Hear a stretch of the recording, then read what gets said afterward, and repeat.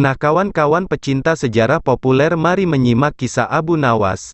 Pada suatu pagi yang cerah, Abu Nawas sedang bersantai menikmati secangkir teh di teras rumahnya. Tiba-tiba, lewat serombongan prajurit kerajaan dengan seorang komandannya. Melihat Abu Nawas yang sedang bersantai, sang komandan pun berhenti. Ia bermaksud menemui Abu Nawas untuk menanyakan sesuatu. Sang komandan bertanya, "Wahai Tuan, di manakah aku bisa menemukan tempat untuk bersenang-senang di daerah sekitar sini?" tanya komandan yang rupanya tidak mengetahui jika yang ditanya adalah Abu Nawas, orang yang cukup terkenal karena kecerdasannya dan kedekatannya dengan baginda raja, dan ia juga merupakan penasehat kerajaan pada masa itu. "Kalau tidak salah di sebelah sana," jawab Abu Nawas. "Di manakah tempat itu?" tanya salah seorang prajurit yang lain dengan nada tinggi dan tidak menghargai. "Pergilah ke arah sana, lurus tanpa belok-belok, maka kalian akan menjumpai tempat untuk bersenang-senang," jawab Abu Nawas.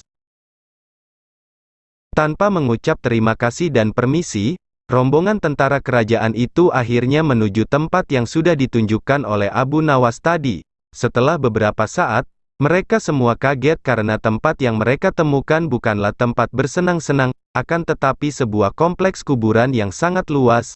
Hal ini tentu saja membuat para tentara marah karena merasa telah dipermainkan oleh pemuda tersebut. Mereka kemudian kembali lagi ke rumah Abu Nawas dan menemuinya. "Wahai Tuan, kenapa engkau berani sekali membohongi kami?" tanya sang komandan geram.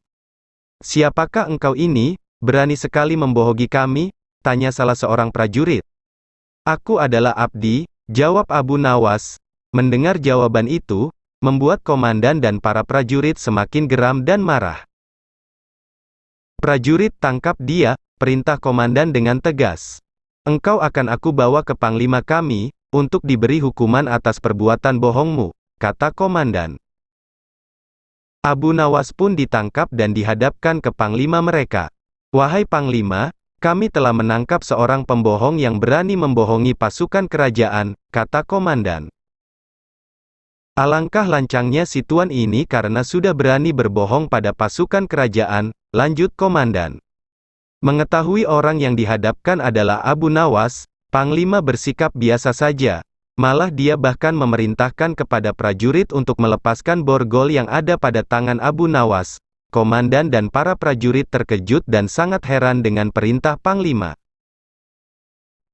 Setelah itu, panglima pun mendekati Abu Nawas berkata, "Tuan Abu, maafkan perbuatan anak buahku di sini ya, karena mereka tidak tahu jika yang ditangkap adalah Tuan Abu," kata panglima itu dengan sangat lembut. Ternyata mereka berdua memang sudah saling mengenal satu sama lain karena mereka seringkali bertemu ketika sang khalifah mengundangnya ke istana.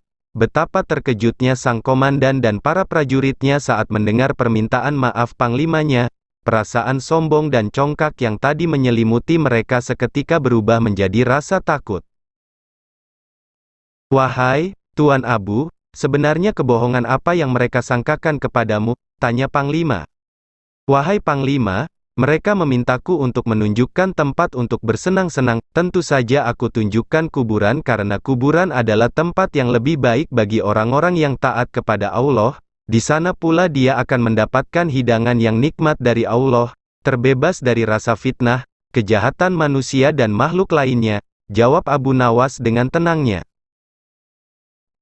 Komandan pun segera mendekati Abu Nawas dan berkata, "Maafkan hamba, Tuanku Abu, andai saja aku mengetahui sebelumnya bahwa Tuan adalah Tuan Abu, tentu kami tidak akan berani membawa Tuan ke hadapan panglima," kata komandan lagi. "Wahai komandan, apakah aku telah membohongi kalian?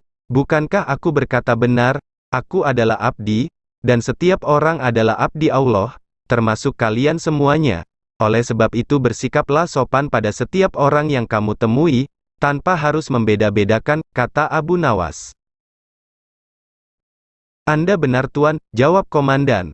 Komandan dan prajurit yang telah menangkap Abu Nawas merasa malu jadinya. Sebagai permohonan maaf, mereka kembali mengantar Abu Nawas pulang ke rumahnya kembali. Nah kawan-kawan semua, Abu Nawas memang tidak ada obatnya.